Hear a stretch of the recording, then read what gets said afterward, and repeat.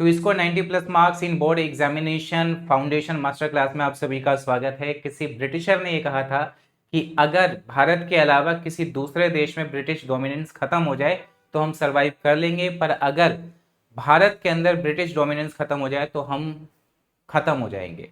और बिल्कुल ऐसा ही हुआ। तो आज की क्लास हम लोग करने वाले हैं chapter 1, Indian economy at the eve of independence. तो बहुत अच्छे से इसको समझेंगे और एक कंसेप्ट का डेवलपमेंट करेंगे, क्योंकि यहां आपको कंसेप्चुअल क्लास मिलेगी।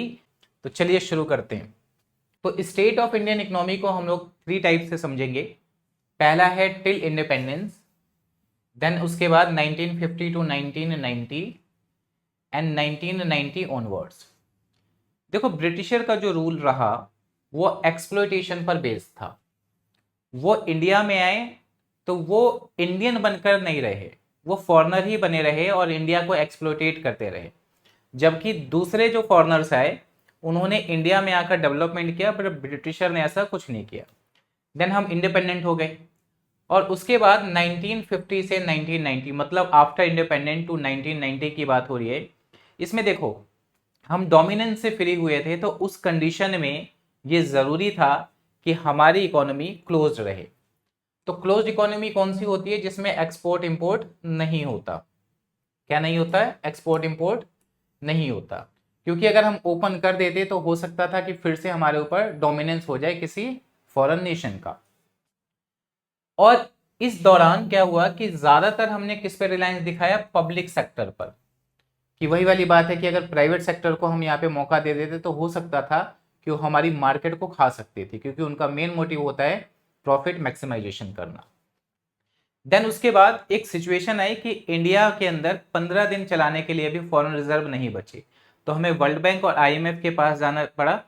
और उसकी वजह से उन्होंने हमें कंडीशनल असिस्टेंस दी, मतलब हेल्प किया, लोन दिया।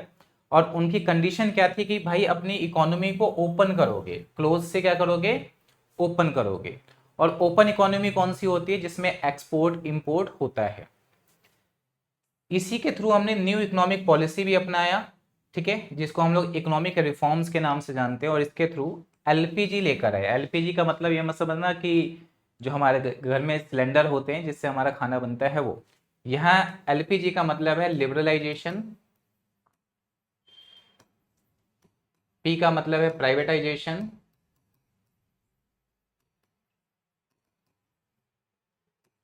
और जी का मतलब है ग्लोबलाइजेशन। तो ये टॉपिक जो है आपके 3rd चैप्टर में आएगा, ये वाला टॉपिक आपके 2nd चैप्टर में आएगा, और ये वाली जो बात है ये आप लोग आज की क्लास में पढ़ोगे, ठीक है। तो चलो आगे बढ़ते हैं और होप सो कि इतनी सारी बातें आपको समझ आ गई। अब देखो, इंडिपेंडेंस के टाइम इंडियन इकोनॉमी कैसी थी, तो उस पर बात करते हैं कि low level of economic development. Economic development का क्या था? लो लेवल था। अब लो लेवल क्यों था? तो देखो बच्चों, क्या था कि इंडिया की जो मोस्टली पॉपुलेशन है वो एग्रीकल्चर पर डिपेंडेंट थी। किस पर डिपेंडेंट थी? एग्रीकल्चर पर डिपेंडेंट थी, ठीक है। तो agriculture was the main source of livelihood, ठीक है। आज भी अगर हम देखें तो इंडियन इकोनॉमी में जो लगभग 50% जो पीपल हैं वो डायरेक्टली या इनडायरेक्टली एग्रीकल्चर पर डिपेंडेंट है। और इंडिया जो था उस समय वर्ल्ड फेमस था किसके लिए? अपने हैंडीक्राफ्ट इंडस्ट्री के लिए, ठीक है। कि सिल्क हो गया, कॉटन हो गया, उसके बाद स्टोन्स हो गए, मेटल्स हो गए, इसके लिए वर्ल्ड फेमस था पूरा इंडिया में। तो यहां पर आप देखोगे कि India was well known for its handicraft industries in the field of cotton, silk, metal and precious stones, ठीक है। आप इस चीज को देख सकते हो कि अगर आप अलग अलग टेम्पल्स में जाओ, मोन्यूमेंट्स में जाओ, तो वहां पर आप कारीगरी देख सकते हो। जो इंडियन हैंडीक्राफ्ट जो वर्कर्स थे उन सब की देख सकते हो आप। उसके बाद क्या था कि जो ब्रिटिशर थे, मैंने एक बात कही कि कई सारे फॉरेनर्स आए, जैसे मुगल आए या दिल्ली सल्तनत वाले थे, यहाँ पर आए।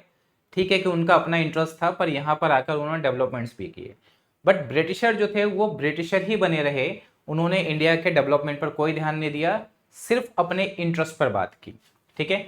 The economic policy pursued by the British for protection and promotion of the economic interest of their home country. ठीक है, वो अपना ही भला चाहते थे, अपना ही बेनिफिट चाहते थे, तो जितनी भी पॉलिसीज बनाई अपने बेनिफिट्स के लिए बनाया। ठीक है, no attempt to India's national income and per capita income. ठीक है, कि इंडिया की नेशनल इनकम और पर कैपिटा इनकम के लिए कोई काम नहीं किया। अब यहां पर कुछ बातें मैं आपको एक्स्ट्रा बताऊंगा तो जिसको आपको समझना है। तो इंडिया में जो फर्स्ट टाइम नेशनल इनकम का एस्टिमेट लगाया था वो किसने लगाया था? दादा भाई नौरोजी ने लगाया था। इनकी एक बुक ध्यान रखना, दादा भाई नौरोजी की, poverty and un British rule in India. ठीक है, तो दादा भाई नौरोजी ने 1867-68 के लिए पहली बार नेशनल इनकम का एस्टीमेट लगाया, और इसके बाद कई और पर्सन भी नेशनल इनकम के एस्टिमेशन से रिलेटेड थे, जिनमें आप यहां पर नाम देखोगे William Digby, Findlay Shirras, V K R V Rao, R C Desai. अब यहां पर एक नाम आपको याद रखना है, वो है वीके आरवी राव। तो इन्होंने ना साइंटिफिक मेथड दिया था, नेशनल इनकम को एस्टिमेट करने का साइंटिफिक मेथड दिया था। तो हम कह सकते हैं कि इन सब में सबसे अच्छा जो एस्टिमेट था वो किसका था? वीकेआरबी राव का था। तो इसको आपको ध्यान रखना है। तो ये आपके किसके लिए हो गए? एमसीक्यू क्वेश्चंस के लिए हो गए। तो यहाँ पर अब ना हम एक इंपॉर्टेंट फैक्ट पढ़ने वाले हैं कि poverty and un British rule in India में ही दादा भाई नौरोजी ने एक बात कही, तो उसको हम लोग समझते हैं। वो बात क्या थी? Drainage of wealth. Drainage of wealth. देखो बच्चों, क्या है कि आपको पता है कि जो ब्रिटिशर है वो इंडिया से टैक्स के पैसे से कमा रहे थे, और उसके साथ साथ वो जो एक्सपोर्ट कर रहे थे यहाँ से, ठीक है, उनसे भी उन्हें सरप्लस पैसा मिल रहा था। ठीक है, क्योंकि देखो इंडिया के टैक्स के पैसे से यहाँ पे उन्होंने रॉ मटेरियल खरीदा, ब्रिटेन में ले जाकर फिनिश गुड्स बनाया, इंडिया में ही बेच दिया, तो उनके पास अच्छा खासा सरप्लस अमाउंट आ रहा था। बट उस सरप्लस अमाउंट का यूज उन्होंने इंडिया की भलाई के लिए नहीं किया, अपनी भलाई के लिए किया। मतलब हम ये कह सकते हैं कि इंडिया से जो भी पैसा था वो बाहर ले जा रहे थे। ठीक है, तो उस सरप्लस अमाउंट का वो क्या कर रहे थे? To maintain British administration, British army etcetera, कि जो इंडिया से वेल्थ का ड्रेन हो रहा था उसका पहला यूज हम क्या किया है उन्होंने? कि अपने एडमिनिस्ट्रेशन और आर्मी को मेंटेन करने में लगाया। दूसरी बात, to make control over their colonies, कि भारत के अलावा जो उनकी कॉलोनीज हैं उसको कंट्रोल करने में उन्होंने उस चीज का पैसा लगाया। उसके बाद जो इनविजिबल आइटम्स हैं, देखो इनविजिबल आइटम्स किस रिस्पेक्ट में मैं बात कर रहा हूं? इनविजिबल आइटम्स का मतलब है कि जब हम इंटरनेशनल ट्रेड करते हैं तो इनविजिबल आइटम्स का मतलब है कि जो सर्विसेज, तो सर्विसेज के ऊपर उन्होंने, इनविजिबल आइटम्स के ऊपर उन्होंने क्या किया? खर्चा किया। ठीक है, तो ये सारे खर्चे किए उन्होंने, और इंडिया में कोई भी मतलब डेवलपमेंट करने में उन्होंने इसका इस्तेमाल नहीं किया। तो इसी को बोला गया ड्रेनेज ऑफ वेल्थ। तो होप्स हो कि ये टॉपिक भी आपको समझ आ गया होगा। चलिए बढ़ते हैं आगे। अब नेक्स्ट हम लोग बात कर रहे हैं एग्रीकल्चर सेक्टर। ठीक है, तो ब्रिटिश पीरियड में इंडिया की लगभग 85% पॉपुलेशन जो थी वो एग्रीकल्चर में लगी हुई थी। डेट्स वाई इसको क्या बोला गया? एग्रेरियन इकोनॉमी बोला गया। तो एग्रेरियन इकोनॉमी का मतलब कृषि, या आप कह सकते हो कि एग्रीकल्चर पर डिपेंडेंट इकोनॉमी बोल सकते हो। ठीक है, तो about 85% of the countries population lived mostly in villages and derive livelihood directly और इनडायरेक्टली फ्रॉम एग्रीकल्चर। ठीक है, दूसरी बात जो अगर फीचर्स की बात करें एग्रीकल्चर की, वो थी स्टैग्नेंट एग्रीकल्चर। स्टैग्नेंट का मतलब होता है रुकी हुई। ठीक है, जो एग्रीकल्चर थी वो रुकी हुई थी। तो ये रुकी हुई क्यों है? तो इसका एक मेजर रीजन था जमींदारी सिस्टम। देखो जो जमींदारी सिस्टम था ये परमानेंट सेटलमेंट सिस्टम के अंदर लाया गया था। परमानेंट सेटलमेंट सिस्टम, देखिए एक एक्ट बनाया गया, परमानेंट सेटलमेंट एक्ट बनाया गया, तो उस एक्ट के थ्रू जमींदारी सिस्टम आया और इसमें जो टैक्स है, टैक्स का जो रेट है वो हमेशा के लिए फिक्स कर दिया गया। ठीक है, तो उसको समझते हैं एक डायग्राम से। देखिए यहां पर ब्रिटिशर है, यहां पे जमींदार हैं और यहां पर कल्टीवेटर्स हैं। तो जमींदार को मीडिएटर बना दिया गया, ठीक है, ब्रिटिशर के द्वारा। तो जमींदार से ब्रिटिशर को कितना टैक्स जाएगा ये फिक्स था, ठीक है, पर कल्टीवेटर जमींदार को कितना टैक्स देंगे ये फिक्स नहीं था। तो अपने प्रॉफिट को बढ़ाने के लिए जमींदार इनका एक्सप्लॉयटेशन करते थे। इनको ये तो पता था जमींदार को कि ये ब्रिटिशर को कितना टैक्स देंगे, बट अपना प्रॉफिट बढ़ाने के लिए कल्टीवेटर्स का क्या करते थे, एक्सप्लॉयटेशन करते थे। अब ब्रिटिशर को अगर टैक्स नहीं मिला तो वो क्या करेगा, जमींदार से लैंड ले लेगा, ठीक है, और किसी और को दे देगा। तो इससे क्या हुआ कि लैंड जो थे वो फ्रेगमेंटेड बन गए।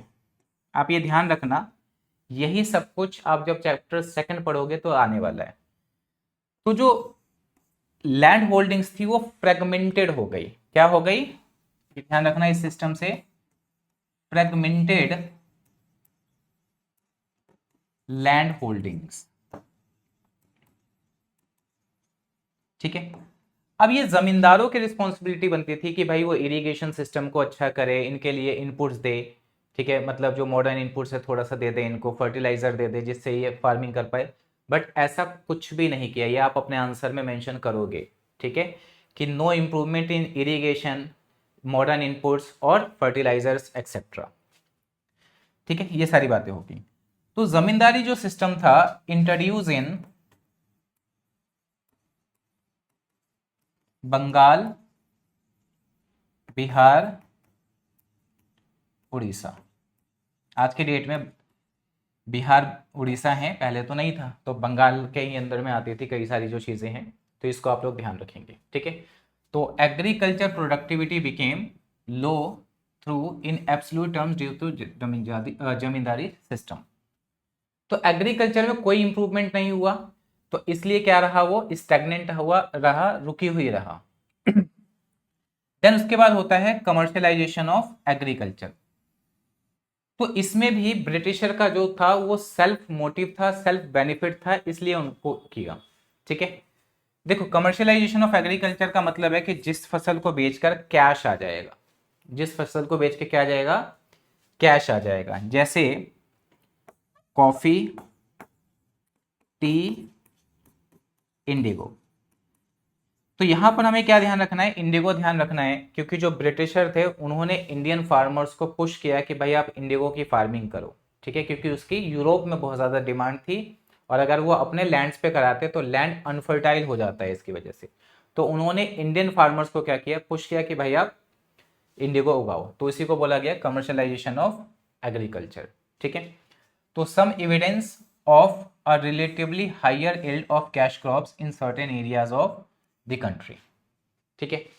अब एक पॉइंट यहां पर और ध्यान रखना आप कि ब्रिटिश पीरियड में कुछ जगहों पर आप ये कह सकते हो कि लैंड की प्रोडक्टिविटी बढ़ गई, पर वो ऐसा नहीं था कि कोई इंप्रूवमेंट किया था, लैंड ज्यादा आ गया था एग्रीकल्चर में, तो इसकी वजह से प्रोडक्शन इंक्रीज हो गई थी। तो इन सारी बातों को आप लोग ध्यान रखेंगे। चलो बढ़ते हैं आगे। नेक्स्ट है इंडस्ट्रियल सेक्टर, ठीक है। देखो इंडस्ट्रियल सेक्टर क्या होता है, जो रॉ मटेरियल को फिनिश गुड्स में कन्वर्ट करता है, ठीक है। तो अब जो ब्रिटिशर हैं उनका टू फोल्ड मोटिव था, ध्यान से समझना। टू फोल्ड मोटिव क्या था कि importer of British machine made finish goods and exporter of raw material, ठीक है। मतलब पहली बात ये और दूसरी बात ये, ये टू फोल्ड मोटिव था, ठीक है। और जो हैंडीक्राफ्ट इंडस्ट्री थी उसको डिस्ट्रॉय कर दिया। अगर हैंडीक्राफ्ट इंडस्ट्री को डिस्ट्रॉय नहीं करेंगे तो उनके जो मशीन से बने हुए गुड्स इंडिया में आ रहे हैं वो बिकेंगे नहीं। तो ज़रूरी था कि भाई हैंडीक्राफ्ट इंडस्ट्री को वो क्या कर देंगे, ख़त्म कर देंगे, ठीक है, ताकि उनके जो मशीन मेड गुड्स हैं उनकी डिमांड भारत के अंदर बढ़ जाए। पर इससे हुआ क्या कि जब हैंडीक्राफ्ट इंडस्ट्री डिस्ट्रॉय हुआ तो जो लोग ये वाला काम करते थे वो अनएम्प्लॉयड हो गए, ठीक है। तो created unemployment as well as new demands, ठीक है। इसको ध्यान रखना है कि हैंडीक्राफ्ट इंडस्ट्री डिस्ट्रॉय होने से कई सारे जो लोग थे वो बेरोजगार हो गए।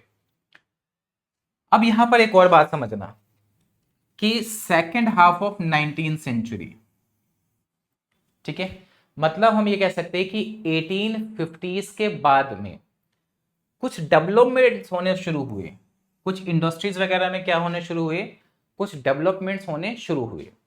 अब ध्यान से समझना कि जैसे ये एक मैप बनाया मैंने, एक ईस्ट पार्ट में और एक वेस्ट पार्ट में। तो जो वेस्ट पार्ट में था यहां पर कॉटन टेक्सटाइल थे, क्या थे, कॉटन टेक्सटाइल था। तो ये किसके कंट्रोल में होता था, ये इंडियंस के कंट्रोल में होता था। और यहां पर जूट टेक्सटाइल इंडस्ट्रीज थी, ये किसके कंट्रोल में होता था, फॉरेनर्स के, ठीक है। तो डेवलपमेंट तो हुआ, कब हुआ, second half of 19th century में हुआ।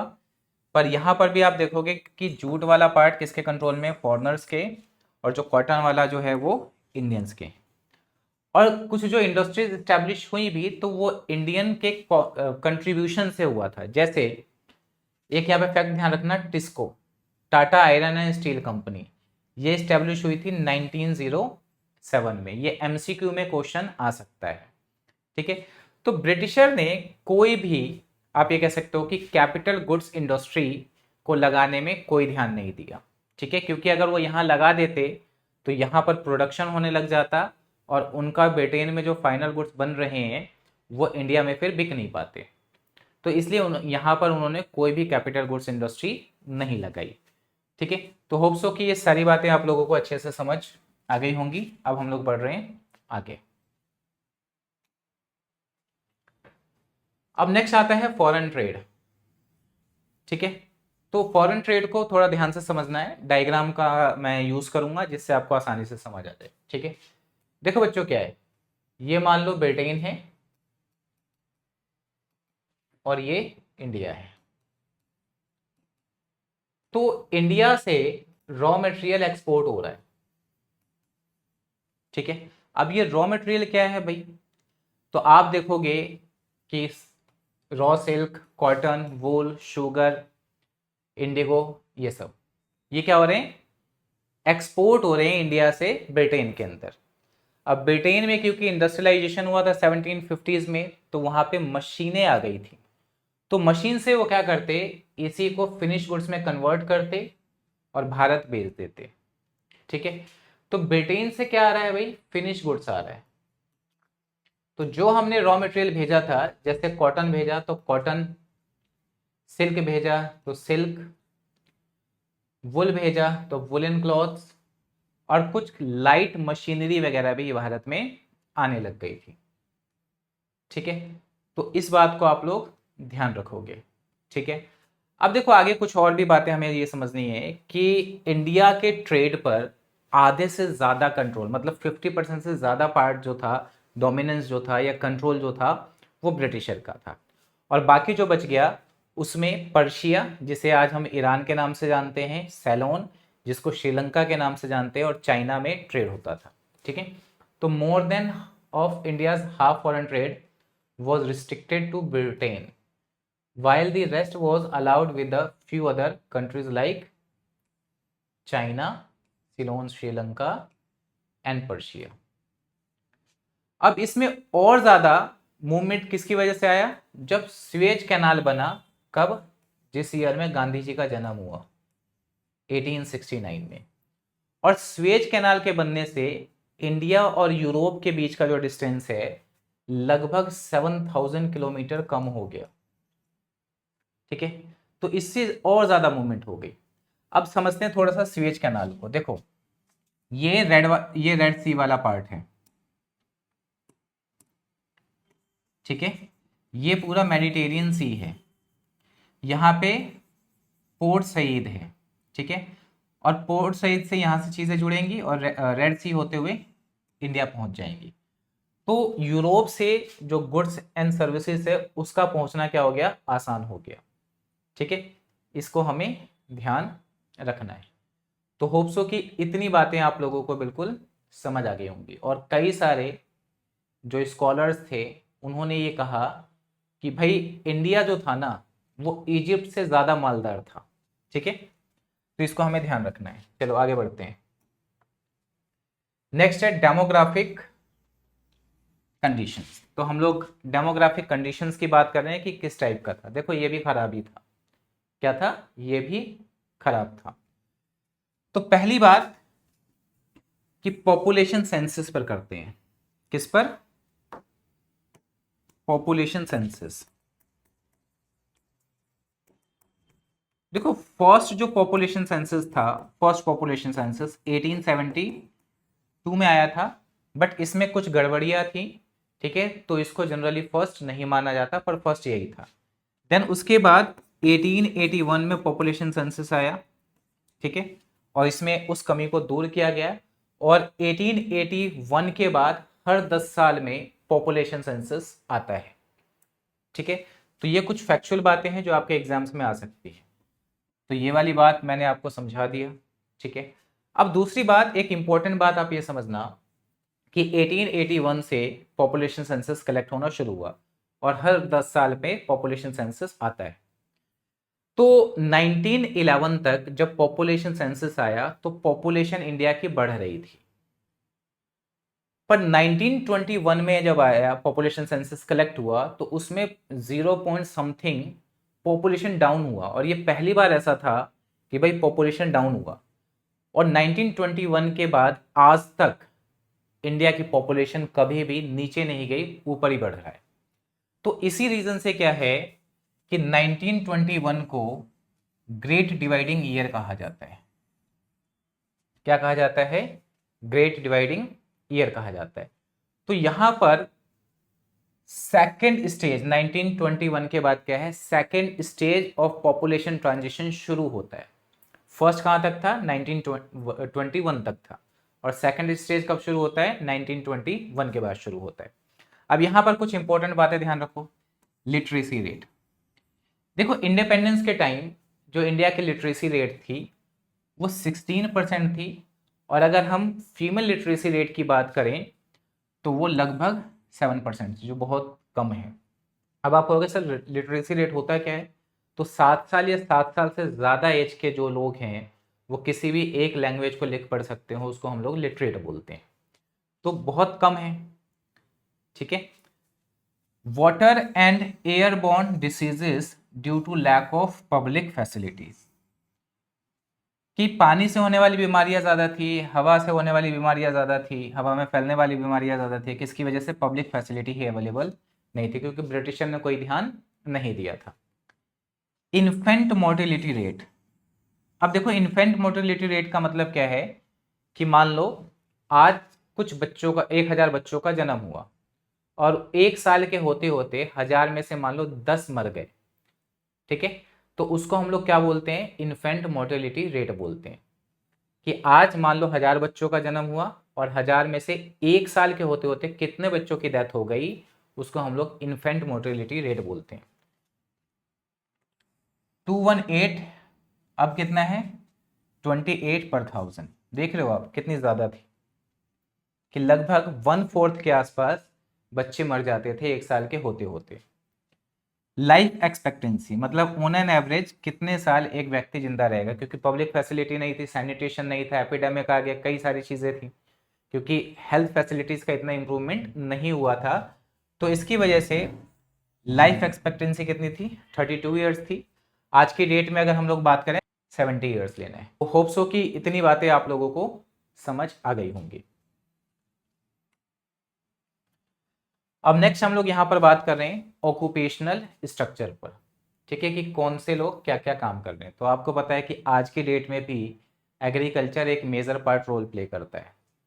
तो उस समय इंडिपेंडेंस के टाइम 70 से 75% पॉपुलेशन एग्रीकल्चर में लगी हुई थी, मतलब प्राइमरी सेक्टर में, मैन्युफैक्चरिंग में, सेकेंडरी में 10% और टर्शरी में 15 से 20%। अब एक रीजनल वेरिएशंस को भी हमें समझना है कि देखो क्या है, मद्रास, बॉम्बे और बंगाल जैसी जो प्रेसिडेंसी थी, यहाँ पर जो एग्रीकल्चर पर डिपेंडेंसी थी वो कम हुई। ओक्यूपेशनल स्ट्रक्चर पे क्वेश्चंस आते हैं आपके एग्जाम में, और आप इन्हीं चीजों को अगर एक्सप्लेन कर दोगे तो आपको पूरे नंबर मिल जाएंगे।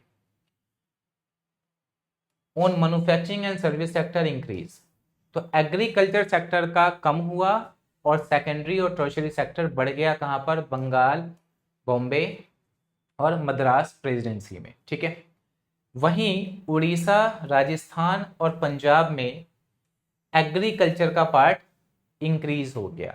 और आज भी हम देखें तो पंजाब, हरियाणा जैसे जो स्टेट हैं वो एग्रीकल्चर में एक इंपॉर्टेंट रोल प्ले करते हैं इंडिया के अंदर। ठीक है, तो ये क्या था? एक ऑक्यूपेशनल स्ट्रक्चर था। इसको ध्यान रखना है, एग्जाम में बार बार क्वेश्चन आए हुए हैं इससे, तो इसको अच्छे से डेटा के साथ पढ़ना है। एक डेमोग्राफिक प्रोफाइल को और एक ऑक्यूपेशनल स्ट्रक्चर को डेटा के साथ पढ़ना है आपको। इंफ्रास्ट्रक्चर, ठीक है, तो इंफ्रास्ट्रक्चर को हम कैसे पढ़ने वाले हैं? देखो, अगर पॉजिटिव इंपैक्ट में लें उसमें भी हम आंसर लिख सकते हैं इससे रिलेटेड, और अगर इंफ्रास्ट्रक्चर डेवलपमेंट की बात है तो उसमें भी हम आंसर लिख सकते हैं। ठीक है, तो देखो, ब्रिटिशर के कुछ बेनिफिट्स भी मिले इंडिया को, भले ही उन्होंने अपने पर्सनल बेनिफिट्स के लिए या होम कंट्री के बेनिफिट्स के लिए ये किया हो, बट उससे इंडिया को भी क्या मिला? एक तरीके से बेनिफिट्स मिले। ठीक है, तो देखो क्या है कि the real motive behind this development was not to provide basic amenities to the people but to subserve various colonial interest। मतलब हमारा भला नहीं करना चाहते थे, अपना करना चाहते थे, बट इनडायरेक्ट वे में हमारा भला हो गया। तो अब देखो रोड्स का डेवलपमेंट, तो इन्होंने रोड्स का डेवलपमेंट क्यों किया भाई? अपनी आर्मी को मोबिलाइज करने के लिए किया इंडिया के अंदर। ठीक है, और रोड के थ्रू वो अपने रॉ मटेरियल को पोर्ट तक पहुंचा सकते थे। क्या कर सकते थे? रॉ मटेरियल को पोर्ट तक पहुंचा सकते थे या रेलवे स्टेशन तक पहुंचा सकते थे, और पोर्ट के थ्रू वो कहाँ पहुंच जाता? ब्रिटेन पहुंच जाता। ठीक है, अगर हम रेलवे की बात करें तो इसने क्या किया? पहला जो इसका मोटिव था कि इसने पीपल को लॉन्ग डिस्टेंस ट्रेवल करना आसान बना दिया, और लॉन्ग डिस्टेंस ट्रेवल करने से क्या हुआ कि कल्चरल बैरियर्स टूटे, ज्योग्राफिकल बाउंड्रीज टूटी। ठीक है, कि हम एक ही बाउंड्री में रहेंगे, एक को क्रॉस नहीं करेंगे, तो वो टूट गया, कल्चरल बाउंड्रीज भी टूट गई। सेकंड जो हुआ, कमर्शियलाइजेशन ऑफ इंडियन एग्रीकल्चर। तो दो काम हो गए किससे? रेलवे से। पोर्ट का डेवलपमेंट, कि इनलैंड ट्रेड और सी लेन्स वगैरह के लिए पोर्ट का डेवलपमेंट किया। टेलीग्राफ लाइन, तो introduce of the expensive system of electric telegraph in India similarly serve the purpose of maintaining law and order. तो टेलीग्राफ लाइन से क्या हुआ कि एक जगह से दूसरी जगह इंफॉर्मेशन पहुंचाना आसान हो गया। ठीक है, जिससे लॉ एंड ऑर्डर को मेंटेन करना क्या हो गया? आसान हो गया। ठीक है, पोस्टल सर्विसेज का भी डेवलपमेंट किया गया। अब यहाँ पे कुछ इंपॉर्टेंट फैक्ट आप लोग ध्यान रखना कि अगर हम लोग रेलवे की बात करें तो 1853 में इंडिया में बॉम्बे से थाने के बीच पहली रेलवे चलाई गई। ठीक है, टेलीग्राफ लाइन की बात करें तो कलकत्ता से आगरा के बीच सेम ईयर में टेलीग्राफ लाइन भी इस्टेब्लिश किया गया। तो यहाँ पर हमारा ये जो चैप्टर है ये कंप्लीट हो गया है। मिलते हैं अगले चैप्टर के साथ। Thank you so much.